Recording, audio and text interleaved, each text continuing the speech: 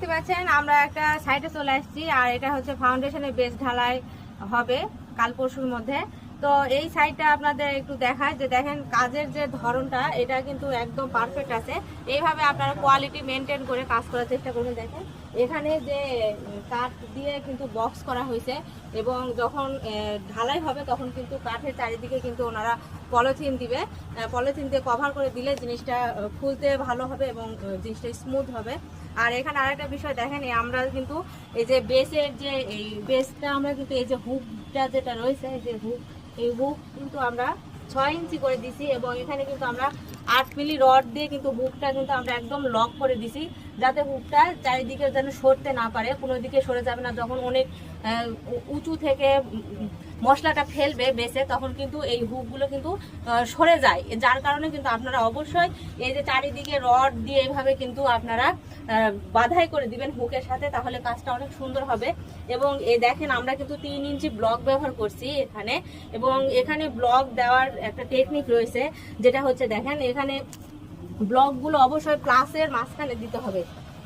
দেখতে পাচ্ছেন এই যে আমাদের এই যে দুইটা রড গেছে, দুইটা রডের যে একটা প্লাস পয়েন্ট হয়েছে সেই প্লাস পয়েন্টের মাঝখানে কিন্তু এই ব্লকটা থাকতে হবে। এখানে কিন্তু দেখা যাচ্ছে যে এই ব্লকটা দেওয়া ঠিক আছে, ওইটা কিন্তু একটু সরে গেছে আপনারা দেখতে পাচ্ছেন, এবং ওইটাও দেওয়া ঠিক আছে, এটা একটু সরে গেছে।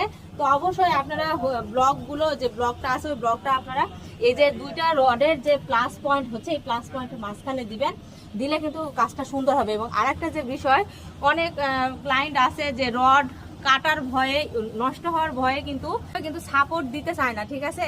রড শুধু কাটতে হবে নষ্ট হবে এই ভয়ে সাপোর্ট দিতে চায় না। এটা দেওয়ার কিন্তু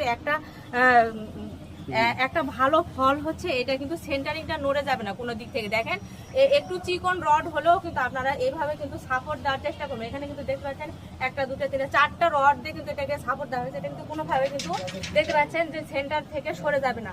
তো এইভাবে আপনারা সাপোর্ট দিবেন রড দিয়ে অবশ্যই। এবং দেখেন মাটির ভিতর কিন্তু অনেকটা কিন্তু বসিয়ে দেওয়া হয়েছে, দেখতে পাচ্ছেন এইভাবে কিন্তু চারিদিকে রডগুলো মাটির ভিতর বসিয়ে দেওয়ার আপনারা কিন্তু চেষ্টা করবেন। এই যে ব্লকটা রয়েছে এই ব্লকটা শুধু নিচেই নয়, এই ব্লকটা যে এই যে কাঠ আছে এই কাঠের সাইডেও কিন্তু আমাদের 3 ইঞ্চি ক্লিয়ার কভার থাকতে হয় আমরা জানি। তো এভাবে কাঠের এই সাইডেও কিন্তু আপনারা এভাবে কিন্তু ব্লকটা দিয়ে দিবেন, তাহলে কিন্তু কাঠ খুলতেও সুবিধা হবে এবং আপনার ক্লিয়ার কভারটাও ঠিক থাকবে। যখন অনেক জোরে মশলা ফেলে তখন দেখা যায় যে এই যে খাসিটা আছে খাসিটা কিন্তু সরে যায়, তো এই সরার কোনো চান্স কিন্তু আপনার থাকবে না। আপনার চারিদিকের যে ক্লিয়ার কভারটা আছে সেই ক্লিয়ার কভারটা একদম সুন্দর থাকবে। আপনারা অবশ্যই 2টা বা 3টা যদি পারেন এভাবে কিন্তু আপনারা ব্লক